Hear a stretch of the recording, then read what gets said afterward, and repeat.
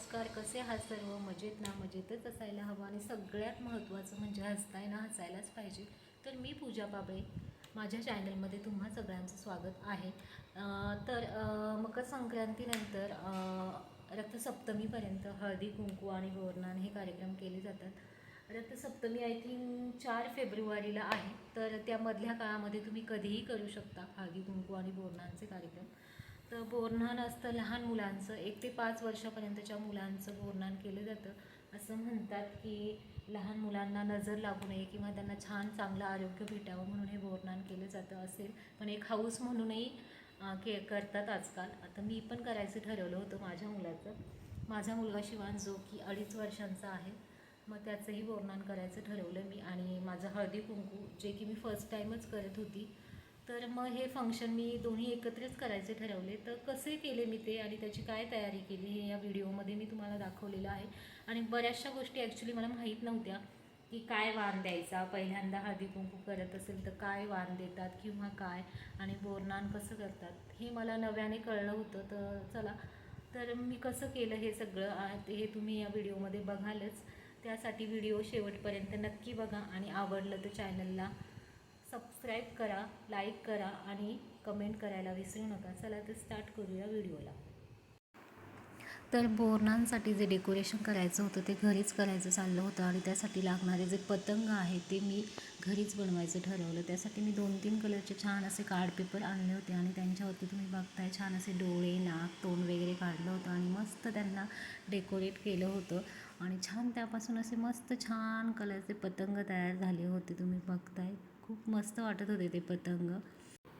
आणि त्यानंतर आम्हाला शिवांचं बोरनानचं पॅम्पलेट बनवायचं होतं आणि त्याच्यावरती शिवांचं बोरनान असं नाव लिहून, तर मी तेही घरीच बनवलं होतं. तर काय केलेलं की एक ब्लॅक कलरचा कार्ड पेपर घेतला आणि त्याच्यावरती शिवांचं बोरनान असं नाव लिहून घेतलं आणि ग्ल्यूने त्याच्यावरती तांदूळ, तूर डाळ आणि मसूरची डाळ या डाळी वापरून ते छान बनवून घेतलं होतं चिटकवून. आणि ह्यांनी मला त्याच्यात मदत केली होती आणि ते खूप छान झालं होतं ॲक्च्युली. तुम्ही बघताय, तुम्हाला बघायला भेटेलच ते. खूप छान वाटत होतं आणि जे घरीचे काय ते मनापासून बनवलेल्या केलेल्या गोष्टी होत्या त्याच्यामुळे ते जास्तीच छान वाटत होतं. आणि त्यानंतर सगळ्यात आवडलेली गोष्ट आणि युनिक गोष्ट म्हणजे ही हलव्याचे दागिने, जे भडंग मुरमुरे असतात त्यांच्यापासून हे बनवलं होतं मी. खूप छान झालं होतं ते.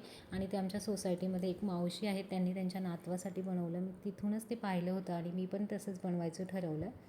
तुम्ही बघताय खूप छान झाले होते ते हलव्याचे दागिने मुरमुऱ्यांपासून बनवलेले. आणि हे शिवांच्या नावाचं पॅम्पलेट पण, आणि त्याला मी साईडने अशी ब्लॅक पेपरवरती छान अशी ॲक्रेलिक कलरने बॉर्डर बनवून घेतली होती, त्यामुळे अजून छान दिसत होतं. आणि त्यानंतर हे लाडू शेंगदाणे, तीळ आणि गूळ एकत्र करून बनवले होते, तेही छान झाले होते. त्याच्यामध्ये थोडंसं तूप टाकलं होतं म्हणजे बांधताना ते छान बांधले गेले आणि खूप टेस्टी झालेले बघताय तुम्ही. आणि साखरेचा पाक तयार करून बिस्किटांची मी एक ट्रेन बनवली होती, जो साखरेच्या पाकाने ते बिस्किटं चिटकवून ती ट्रेन बनवलेली. खूप छान वाटत होती ती ट्रेन. आणि माझं पहिलंच हळदी कुंकू होतं, त्यामुळे वाणामध्ये काय द्यावं ह्यासाठी मी खूप कन्फ्यूज होते. आणि त्या खरेदीसाठी मी जेव्हा मार्केटमध्ये गेले तेव्हा मला माझ्या बाजूला लेडीज होत्या, तर त्यांनी मला जनरली विचारलं की तू पहिल्यांदाच करते आहेस का? तर मी म्हटलं हो, तर मी पहिल्यांदाच करते. तर त्या म्हटल्या पहिल्यांदा करत असेल तर कुंकवाचे करंडेच देतात. बरं झालं मला कळालं ते. आणि मग मी कुंकवाचे करंडे घेतले. आणि इथे बघताय तुम्ही शिवांश त्या करंड्यांमध्ये हळदी कुंकू भरू लागतो आहे मला. आणि म्हणजे ते रिकामे द्यायचे नसतात, हळदी कुंकू टाकूनच द्यायचे असतात ते कुंकवाचे करंडे. तर बघा छान असे कुंकवाचे करंडे मी भरून ठेवले होते हळदी कुंकवाने. मस्त वाटत होते ते, खूपच छान. आणि त्यानंतर आता मी घेतली होती रांगोळी काढायला, ज्याच्यामध्ये हळदी कुंकू आणि शिवांचं बोरनान असं दोन्हीही इन्क्लूड होईल अशी मी रांगोळी काढायला घेतली होती. तुम्ही इथे बघताय छान अशी रांगोळी काढलेली होती मी आणि खूप छान वाटत होती. कलर कॉम्बिनेशनही खूप छान झालेलं आणि खूपच छान लूक आला होता त्या रांगोळीला. तुम्ही पाहू शकता फायनल तिचा लूक. आणि मी सगळीकडे दारामध्ये रांगोळी मस्त काढून घेतली. आणि मी कार्यक्रमासाठी 5:15चा टायमिंग दिला होता, त्यामुळे मी खूप लवकरच तयारी करायला घेतलं होतं. तर आता हे शिवांच्या बोरनांचं सेटअप करून घेत होती मी. सर्व असं छान सेटअप करून घेतला. छान असे पतंग वगैरे भिंतीला लावून हे सगळं डेकोरेशन, खाली पण त्याची मांडणी करून घेतली. आणि हा आहे माझ्या रांगोळीचा फायनल लूक. बघताय तुम्ही छान असं. शिवांशलाही मी तयार करून घेतलं होतं कारण आता वेळ झाला होता बायका येण्याचा. 6:15 वाजतच आले होते. मग तुम्ही बघू शकता मस्त असं मी एक छान असं डेकोरेट करून ठेवलं होतं. छान असं मांडून ठेवलं होतं. आणि हा म्हणजे हळदी कुंकवाचं वेगळं डेकोरेशन थोडंसं केलं होतं. त्यानंतर माझ्याकडे थोडासा वेळ होता तर म्हटलं चला थोडंसं फोटोशूट करून घेऊया. नेहमी गडबडीमध्ये राहून जातं. आणि हा आहे माझ्या सोसायटीमधल्या फ्रेंड्स ज्यांना मी इन्व्हाइट केलं होतं. त्यानंतर मग सर्वांनी औक्षण करायला घेतलं शिवांचं. तर आम्ही एक करून शिवांचं औक्षण करायला घेतलं. तर नेहमी शिवांची खूप गडबड असते पण आज तो खूप शांत बसला होता शहाण्या बाळासारखा. छान असं औक्षण करून देत होता. आणि मग अशा प्रकारे आम्ही सर्वांनी एक करून असं शिवांचं औक्षण करून घेतलं.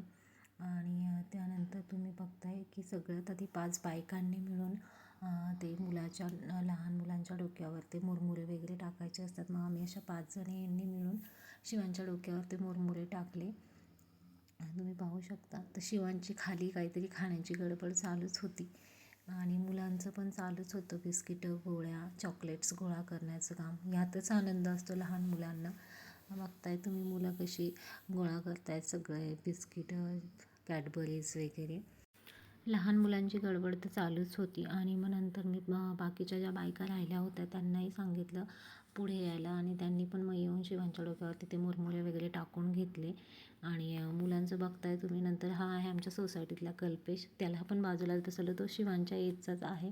मग त्यालाही बसवलं आणि त्याच्या डोक्यावरती थोडंसं टाकलं. मुलांनाहीच मजा वाटते. आणि मग सगळं चालू होतं. या सगळ्या गडबडीमध्ये माझं मेन जे राहून गेलं ते राहूनच गेलं. माझं हळदी कुंकवाचं शूट काही झालं नाही. आणि सगळेच बिझी होते त्यामुळे कुणाच्या लक्षातही आलं नाही आणि माझ्याही लक्षात नाही आलं शूट करायचं. आम्ही नाश्त्यासाठी सर्वांना समोसे आणि चहा बनवलं होतं तर तेही काही मला दाखवता आलं नाही शूटमध्ये. सगळं स्किप होऊन गेलं. हळदी कुंकवाचा पूर्ण पार्टच स्किप झाला. फक्त हा एक फोटो राहिला होता माझा. हळदी कुंकवाचा हा एकच फोटो काढला होता तेवढा तो मी तुम्हाला दाखवते. त्यानंतर मग आम्ही दोघांनी मिळून थोडंसं फोटोशूट केलं. म्हणजे सगळ्यांचा आग्रह होता की तुम्हीही फोटोशूट करून घ्या. आमचे खूप रेअरली खूप थोडेसेच फोटो आहेत. त्यामुळे ह्या निमित्ताने आमचंही फोटोशूट झालं. आणि ते बघताय शिवांचंही चालूच होतं खाणं वगैरे चॉकलेट गोळा करून. एक हळदी कुंकवाच्या शूट व्यतिरिक्त बाकी ओव्हरऑल फंक्शन खूप छान झालं होतं. तर तुम्हाला कसं वाटलं मला कमेंट करून नक्की सांगा. आणि आवडलं तर चॅनलला सबस्क्राईब करा. थँक्यू.